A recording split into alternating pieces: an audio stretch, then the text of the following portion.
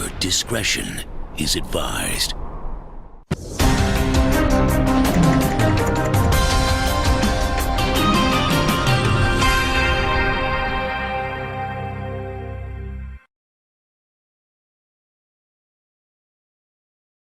Cops hunt suspect and granddad in sexual assault of 8-year-old. The St. Catherine North Police are seeking Rommel Anderson, whom they say is wanted in relation to an alleged sexual assault of an 8-year-old girl. Reports said that Anderson allegedly raped the girl several times over 18 months, spanning January 2019 to July 2020. The child was returning home from making a purchase at a shop when she was attacked by 2 men on a track where she was sexually abused. She was also forced into oral sex. The girl was also sexually assaulted on the day of her mother's funeral. She is now 10 years old. Superintendent of Police Steve Brown, who is in charge of the St. Catherine North Enhanced Security Measures Task Force, said Anderson should turn himself in without delay. "We are asking the residents to bring him into the police because he needs to face the court. This sexual offense thing has become a headache," Brown said, while observing that there are some sick men in the society. "We are after him and we are not going to stop until we find him," he added.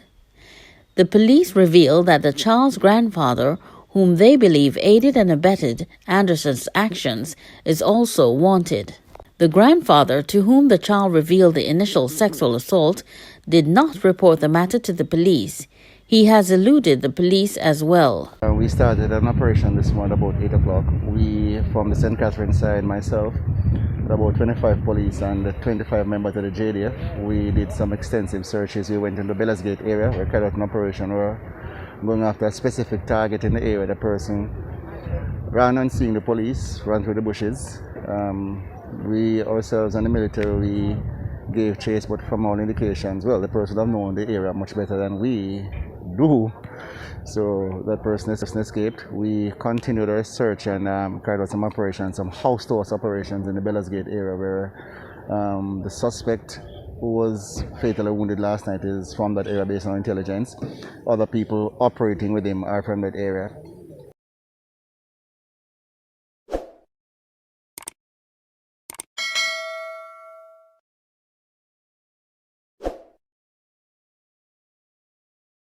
House-to-house searches in Bellas Gate as cops hunt suspect in teacher's disappearance. A massive inter-parish security operation comprising 75 soldiers and police failed to locate missing schoolteacher Natalie Dawkins or a fleeing suspect during a search of the Bellas Gate and Connors community of St. Catherine on Sunday. The two-pronged operation was aimed at searching for the 44-year-old Dawkins, who went missing on Tuesday, and the target who evaded police dragnet on Saturday during an operation in the Belfield district, St. Catherine, in which his accomplice was shot and killed by security forces. Both men were seen in possession of the navy blue Toyota Wish motorcar owned by Dawkins, when one of the suspects was killed in an alleged shootout with the police. The dead man is still unidentified. Commander of Sunday's operation, Superintendent Steve Brown, said the target was spotted in the Bellas Gate area but ran on seeing the police. "We gave chase, but the person knowing the area better than the police was able to escape," he stated. Brown, who is in charge of the St. Catherine North Enhanced Security Measures Task Force, said the team carried out house-to-house operations in Bellas Gate, where the slain suspect and his accomplice have roots. "Based on other intelligence, we came to the Connors area and did an extensive search of a wide area of land for the missing teacher," the superintendent said, adding that the police were optimistic about their leads. Brown said the identity of the suspect killed on Saturday is still unknown, but intelligence links the two-men crime spanning both sides of the Clarendon-St. Catherine border. While the operation was in progress on Sunday, a white Nissan Tida motorcar with 4 men spun around and eluded the police in a high-speed chase in Bellas Gate. Brown said the security forces traveled as far as Rock River, Clarendon, but were unable to intercept the Nissan Tida. A search by police counterparts in Clarendon also came up empty. Based on other intelligence and other information, we came to the Connors area and we did an exhaustive search for a wide swathe of land in search of the missing teacher. We will continue the search as we speak. While we're here conducting our operation, a TIDA car came upon us with about 4 men. The car turned away and sped away from us with a high-speed chase through the community. However, the car eluded us. We went as far as Rock River. We asked our colleagues on the Clarendon side to assist. But so far we came up with nothing. We will continue the search for the missing teacher based on where intelligence leads us. And we're hopeful. Reward increased to $1.5 million for safe return of missing teacher. The family and friends of missing primary school teacher Natalie Dawkins have increased the reward for her safe return to $1.5 million, with an additional $25,000 for any information that proves useful in determining her whereabouts. The family, in a statement issued this morning, expressed gratitude to the public for its continued support. The calls, messages, and shares online are appreciated. We are especially grateful for everyone who has assisted in the search and has provided the authorities with information. We are still hopeful and have increased the reward, leading to her safe return, the statement read. Dawkins, a teacher at the Four Parts Primary in Clarendon, was last seen at her home in that community on Tuesday, March 30th, by a neighbor who said Dawkins had gone outdoors to turn off her car alarm. Family members who tried contacting her on Wednesday morning became disturbed when she did not respond to calls.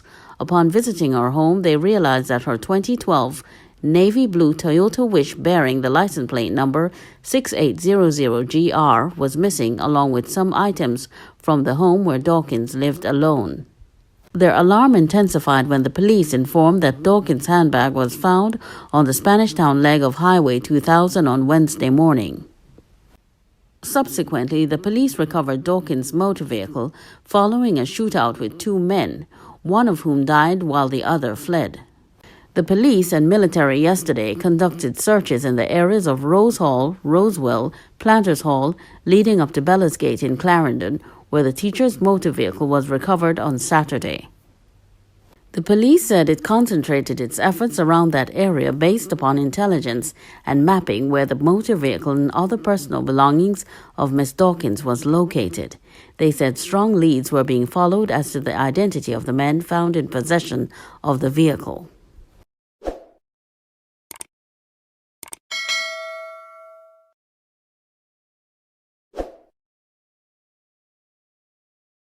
Boopsie allegedly chopped man multiple times over $2,000 debt. 34-year-old Desmond Tate, otherwise called Boopsie, a laborer of Aki Lane, Roehampton in St. James, has been charged with wounding with intent following an incident in Roehampton Square in the parish on Wednesday, March 24th. Reports from the Anchovy police are that about 7:30 a.m., the now accused, armed with a machete, approached the man and demanded to be paid $2,000, which was allegedly owed to him. The man tried to escape his assailant, but the now accused reportedly used the machete to inflict several wounds to the man's body. The injured man was taken to hospital, where he was admitted in serious condition. On March 31st, the now accused attended the Anchovy police station to make a report and was arrested. He was subsequently charged on April 3, 2021. A date for him to appear in court is being finalized by the police. Main suspect in cops' killing shot dead by officers in Waterford. The main suspect in the murder of Police Constable Jermaine Bennett last Tuesday was killed during a confrontation with law enforcers in Waterford, Portmore St. Catherine on Monday afternoon. The identity of the individual was not disclosed. 2 illegal firearms were also seized during the incident. The Jamaica Constabulary Force, JCF, tweeted with a promise of additional details soon. Bennett, 36, of Hamilton Gardens in Gregory Park, Portmore, had reportedly gone to a house in his community to visit his 5-week-old daughter. He was inside the house attending to his daughter when gunmen pounced and shot him multiple times. He reportedly died at the scene. Speaking on Friday, Police Commissioner Major General Anthony Anderson said investigators were aware of the individual who killed Bennett. "We're following some specific leads in that. We have a fair idea of who did it," Anderson said, while shying away from disclosing the identity of the suspect. However, he expressed confidence that the individual would be apprehended shortly. "But this killing is not cold, and I suspect not long from now we will probably have the person in custody," Anderson then assured.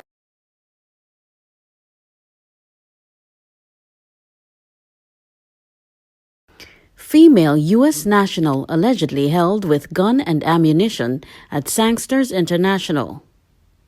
Detectives from the St. James Police Division have arrested and charged a foreign national with illegal possession of firearm and illegal possession of ammunition following an incident at the Sangster International Airport in Montego Bay in the parish on Sunday, April 4th.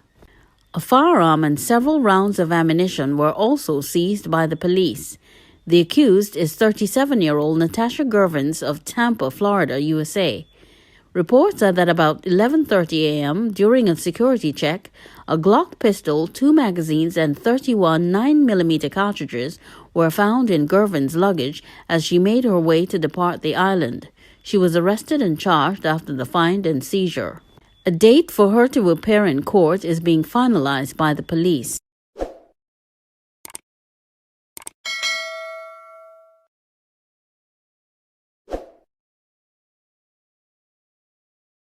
Body of missing Kingston woman found in shallow grave. The body of a Kingston woman who was reported missing has been found in a shallow grave in her yard. The police report that family members discovered the remains of Millicent Robinson, who lived on Benbow Street in Craigtown sometime after midday today. She was reported missing on Sunday, March 28th. At the time of her disappearance, the police say she was wearing pink tights with a green striped blouse. When we came here, there's a piece of plank here. Here, the piece of plank is here. The shovel and the axe. So me turn to the officer. Officer, you don't see the blood on the axe. You don't see the blood on the axe. I said, let me ask you a question. Why did you don't get a different way? Look how long we there, so we don't see them. I said, sit there. And then take it and carry it with them. How is it Millie for leave from what they saw and dead over there? In here, so Millie dead. In here, so Millie dead. Them kill Millie in here, so.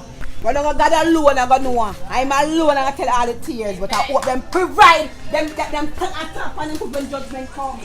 The police come and she insists. Yeah, that's her cousin. Yes, insists there's something not right about this area here. Yes. And when I came up here at the time, I saw a policeman with a cutlass scratching away, and he said, "Look, I reached at a spot and I felt something here which don't feel good." When we start digging, we see what appears to be a body coming up. Oh, okay. You know, we could make out the heel, we can see there's a head, that hip. And then from there him said we should stop now. First of all, for the first minute or two, I didn't feel like I was myself. I didn't feel like I was. And even when the policeman asked me that if I'm sure I can manage it. If I'm sure I can manage it. Then I tell him, yeah man, I can. It is extremely hard, and this is since our mother died. This is the only time I am happy that she's dead. So that she wouldn't have to. She couldn't manage.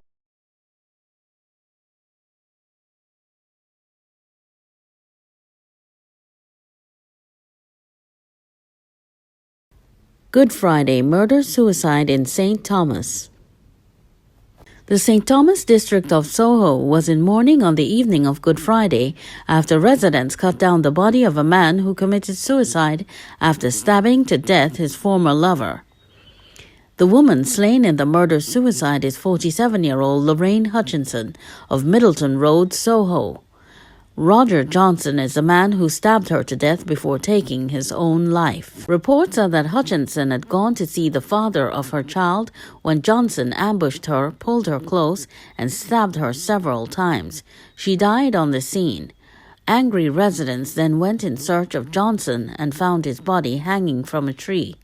There are reports it was chopped down and a few persons threw stones at it.